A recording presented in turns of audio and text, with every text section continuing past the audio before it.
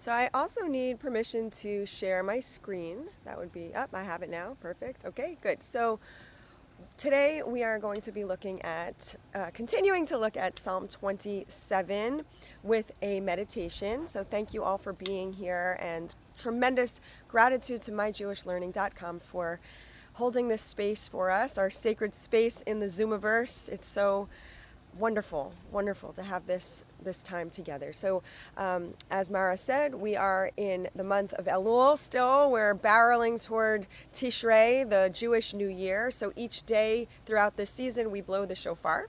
And so I'm going to go ahead and start with that, and then we will take a moment to sit just quietly. Let the sound, it doesn't always penetrate through Zoom very well, but if you don't hear it well, maybe just kind of put yourself in the mindset of shofar.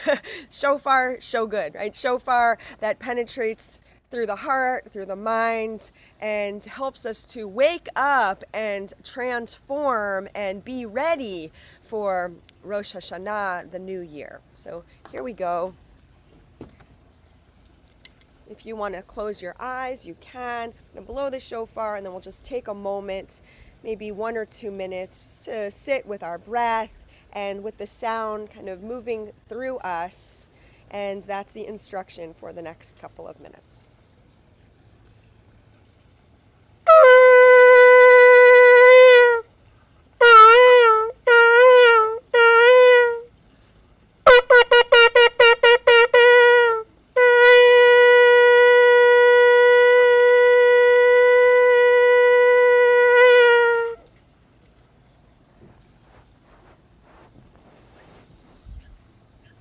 Taking a moment here to sit with the idea of waking up, transformation, of bringing ourselves together to our path.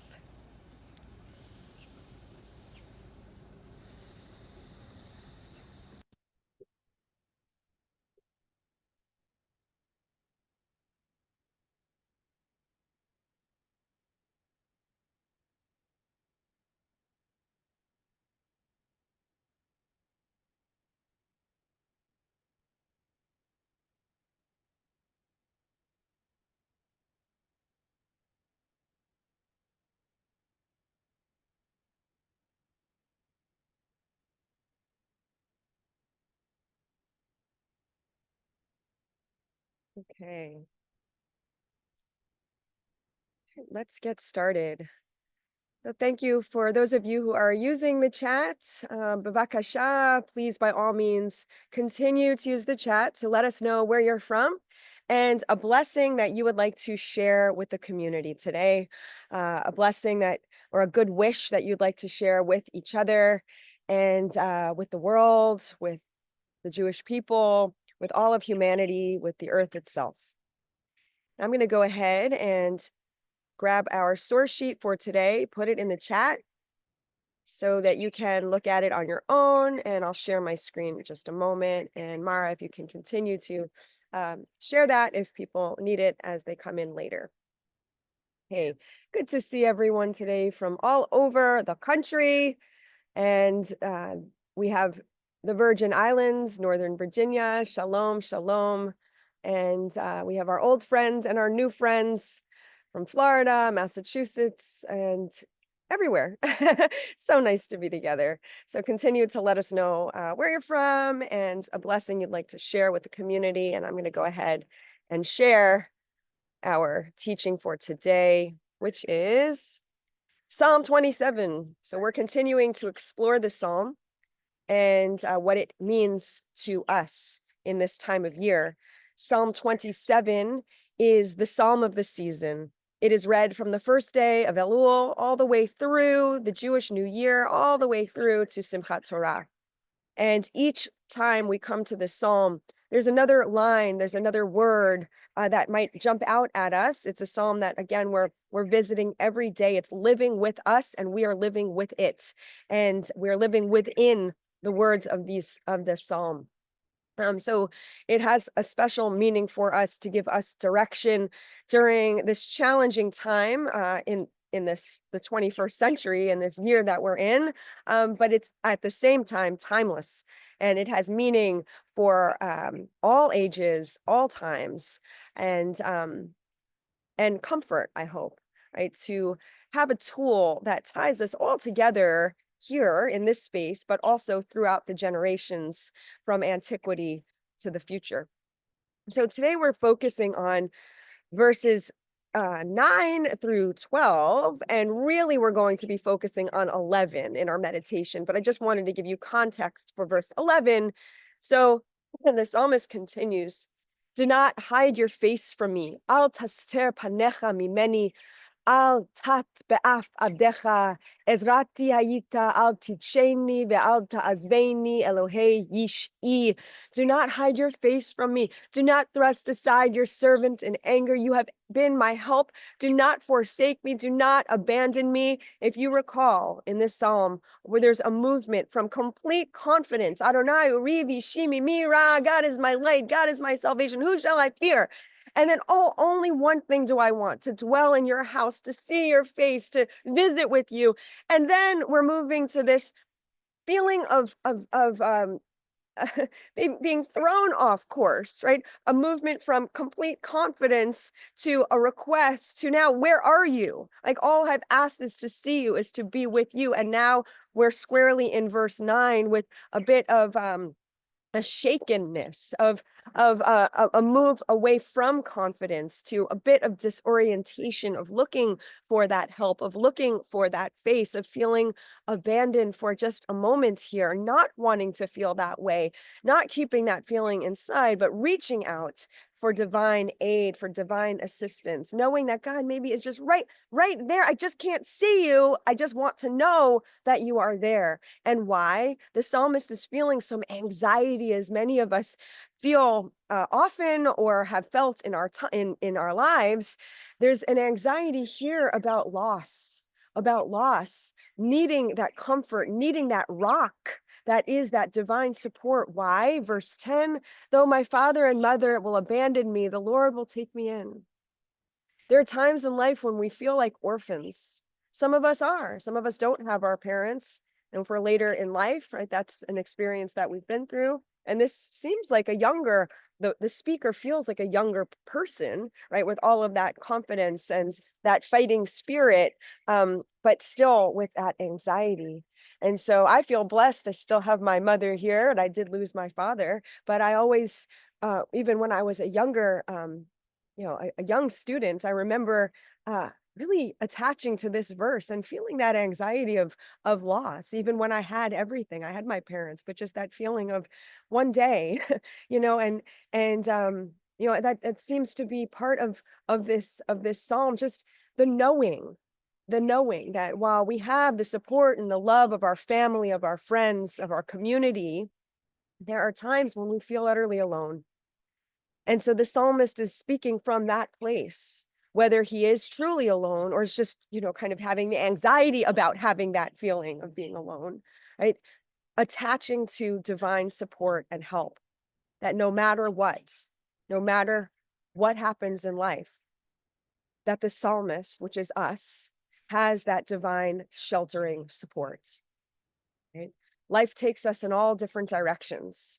And wherever we go, so said I think this is Ram Dass, wherever you go, there you are. There you are. Wherever we go, there we are.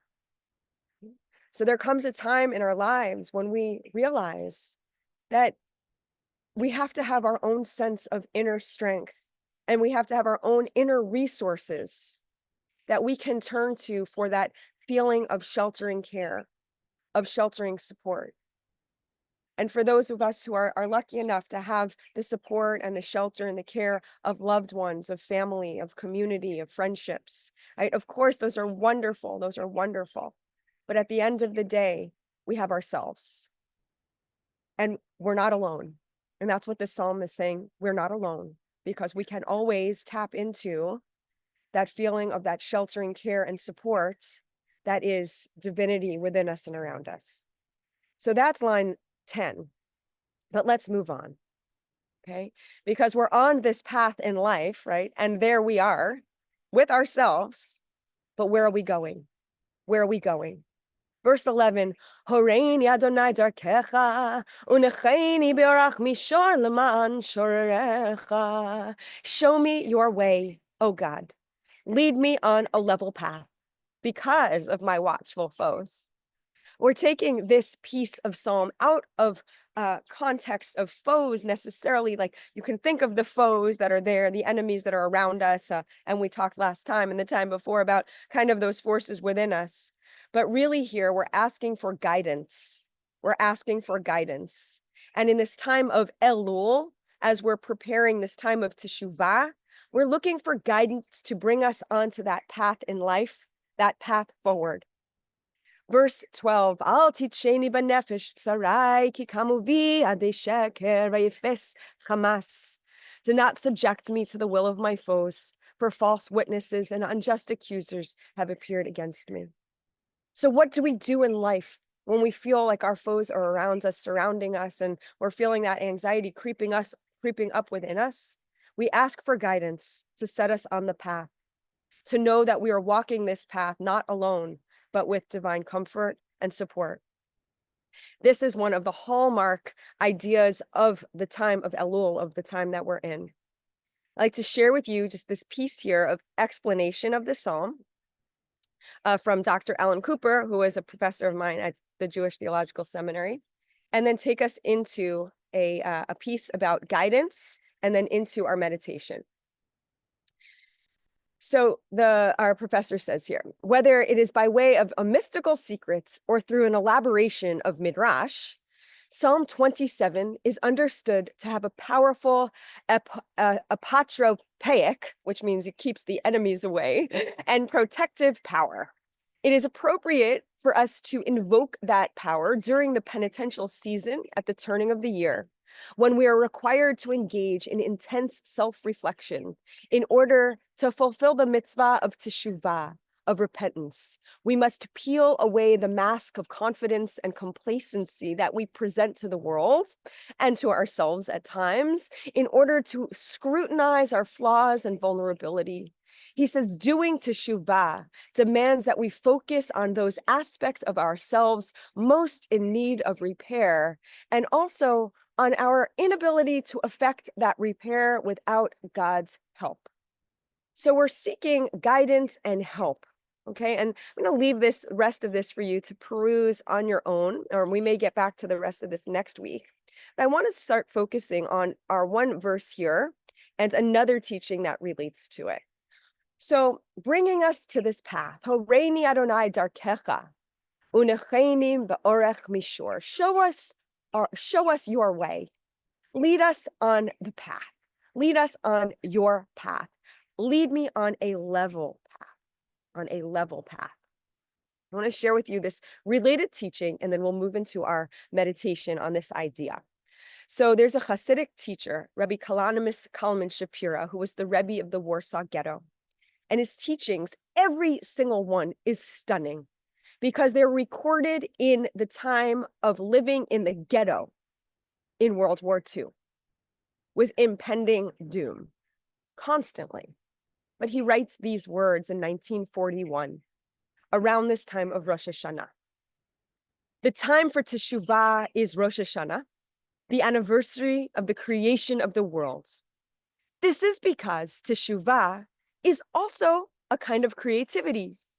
The Hebrew word teshuvah means repentance and return. However, as a creative act, teshuvah is not a simple return. We return to who we are meant to be, but have not yet become. Again, we return to who we are meant to be, but have not yet become. We return to growth and possibility that has lain dormant within us and not yet flourished, much like a sculpture that lies hidden within a brute block of stone. And that is why the process of teshuvah, as painful and even humiliating as it could be, is in fact a very joyful and hopeful journey. So I'd like us to consider, maybe when we depart today, I'd like to invite you to contemplate, maybe in a journal prompt or in further meditation, this question of what does returning to your future self look like right now? What wisdom can you impart to your future self? As if your future self is just right there, right in front of you on the path, and you want to say, "Wait, wait, I want to tell you something. I need to share this with you." We're working together in a creative process on creating our best and favorite version of ourselves. So, based on your own experience, how might creativity and imagination relate to this process of teshuvah, of return, of returning to the path? What is laying dormant within you? Like you're that block of of a chunk of block of whatever it is, of earth or of stone or metal sculpture, or maybe you're a living plant that needs to be pruned, right? What is that possibility that lays dormant within you that is looking to flourish, that is looking to come out and enjoy its life? So those are some questions for you to consider as we move into this meditation of returning to our path. Maybe that return is just one little pivot. Maybe that return is a long journey, but we're each on that path together. Find a comfortable seat. I'm going to stop my share because I'll prompt you with this and you'll have it later if you'd like the source sheet. Close your eyes if you'd like, or soft, gentle gaze.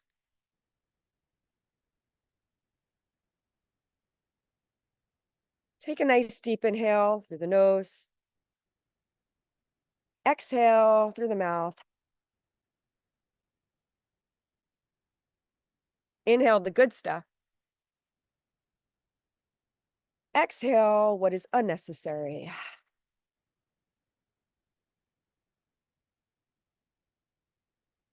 Inhale that confidence and that knowing that you are not alone. And exhale any sense of worry, of anxiety, that you're not doing it right.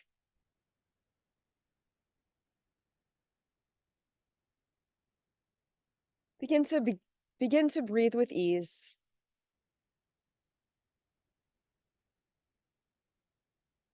Following that tether of breath as you allow the consciousness to melt, to float down gently beneath the waves.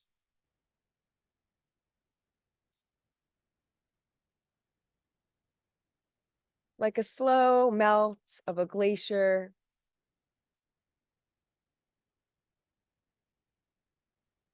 Or a soft, gentle shell that is finding its way down to the bottom of the ocean floor.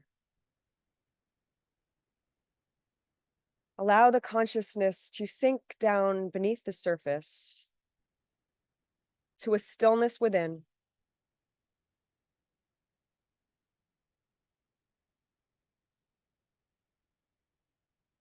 Surround yourself with that stillness. Or be a simple observer that stillness exists within you.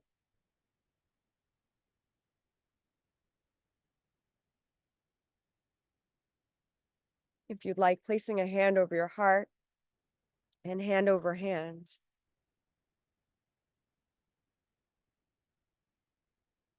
In a meditation of loving kindness. May I be at ease.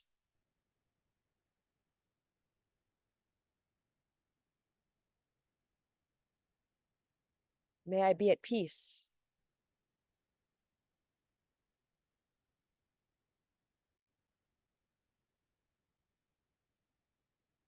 May I be present with the divine light within me.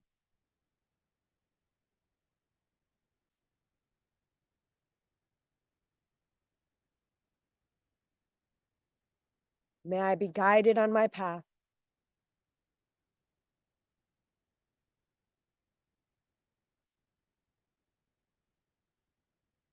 May I feel safe and secure on my path.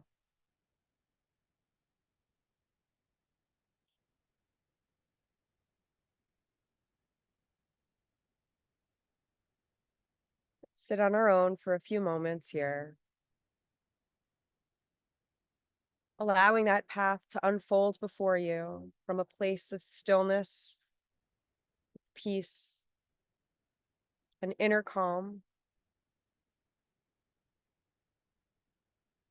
Watch your path unfold or sit peacefully on any point of your path, knowing you're surrounded by love and support and sheltering care.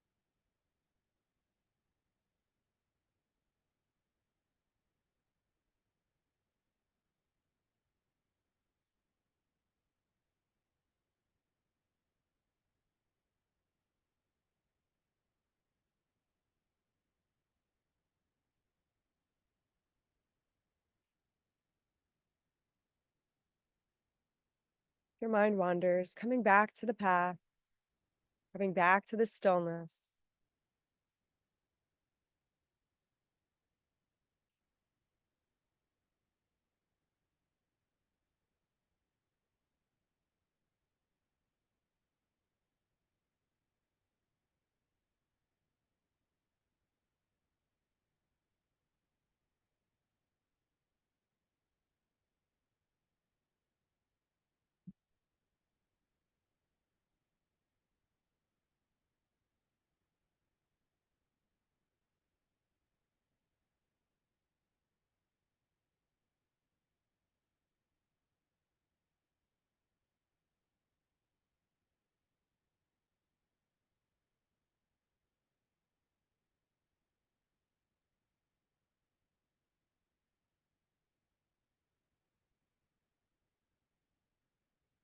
Oreini Adonai Darchecha.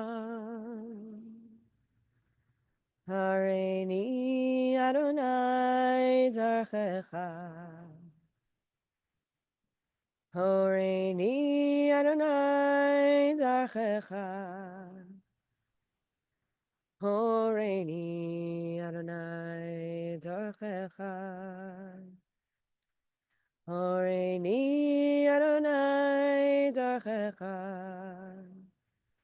Hareini Adonai Darchecha. Hareini Adonai Darchecha.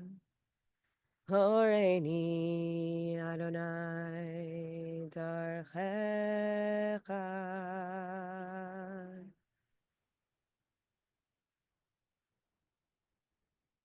Concluding our meditation with hand over heart again, hand over hand, as we conclude with the word shalom, a blessing for peace and healing and wholeness. Together 3 times. Shalom.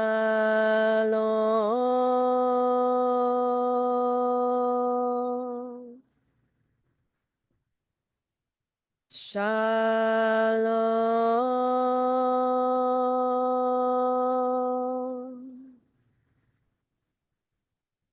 Shalom.